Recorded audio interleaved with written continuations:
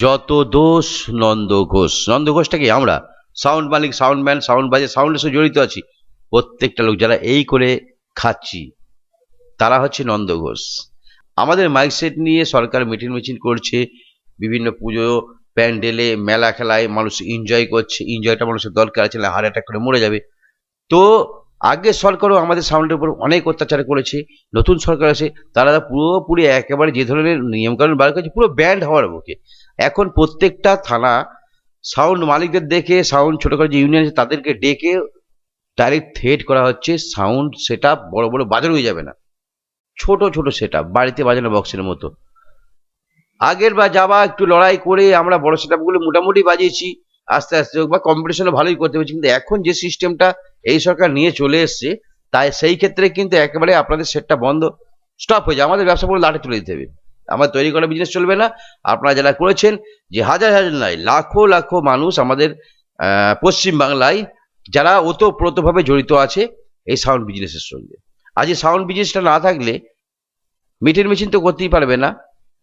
হ্যাঁ, মেলা টেলাগুলো ব্যান্ড হয়ে যাবে, বন্ধ হয়ে যাবে, সব কিছু মানুষ আনন্দ ফুর্তি নষ্ট হয়ে যাবে। কি ক্ষতি করি আমরা? শব্দ দূষণ। যেখানে মেলা হয় সেই সময় মানুষ জানে এখানে মেলা হবে, দুদিন ধরে দুমদাম বাজবে, যারা বোঝে তারা এটা নিয়ে কথা বলে না। কিন্তু এটা করে কেন কাটি করা হচ্ছে আমি বুঝতে পারছি না। তাই প্রত্যেকটা সাউন্ড মালিক এবং সাউন্ড অপারেটর এবং সাউন্ডের সঙ্গে জড়িত যারা আছেন প্রত্যেকে মিলে একসঙ্গে লড়তে হবে, একসঙ্গে একটা সিদ্ধান্তে পৌঁছাতে হবে, যাতে আমরা সরকারের কাছে গিয়ে এই বিষয় নিয়ে তাদেরকে বোঝাতে পারি, আমাদের উপর যেন আঘাত না হয়। আসলে আমাদের যে সেট আপটা বাজায়, আমরা তো সরকারের ট্যাক্স ফ্যাক্স দিইনি, যে মালটা কিনে সেটাই দিই।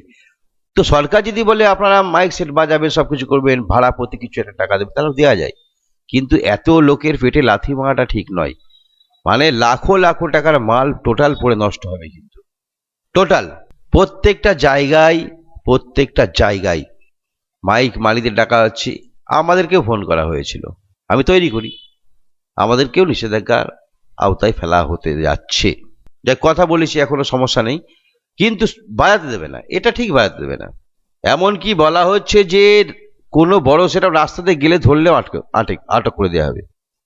কি করবেন? প্রত্যেকটা মাইক মালিক এবং প্রত্যেকটা সংগঠন এবং যারা ওতপ্রোতভাবে জড়িত আছেন আমাদের সাউন্ড সেটআপের সঙ্গে, যারা এই বিষয় নিয়ে আমরা চলাফেরা করি, খাই, আমাদের সংসার চলে, আমাদের ফ্যামিলি চলে, তাদেরকে বলছি সকলে একত্রিত হন এবং অবশ্যই সরকারের দৃষ্টি নিক্ষেপ করার জন্য বাড়িতে বসে থাকলে হবে না, ডাইরেক্ট একেবারে আমাদের নতুন মুখ্যমন্ত্রী শুভেন্দু বাবুর সঙ্গে গিয়ে দেখা করতে। আমার মনে হচ্ছে স্বল্প হয়ে যাবে। যদি এটা করা যায় আমাদের সেটের ব্যবসাটা অনেক ভালো থাকবে। আর আমার তরফ থেকে বলবো যে আমার যেটুকু যোগাযোগ আছে, আমি আগেও বলেছি, হ্যাঁ আগে যখন সরকার ছিল তখন অনেকে আমার সাথে তর্ক করেছে, এবারও বলছি আমি যে যোগাযোগ করে দেওয়ার ক্ষমতা আমার আছে। তো একসঙ্গে লড়তে হবে, নাহলে টোটাল মাইক সেটআপটা কিন্তু ব্যান্ড করে দেবে। অলরেডি ব্যান্ড করে দিয়েছে, মসজিদ মন্দিরে মাইকে ব্যান্ড করে দিয়েছে, এটা তো ব্যান্ড করবি। তাই রেডি হন, একতা আনুন, অবশ্যই এটা নিয়ে চিন্তা ভাবনা করুন।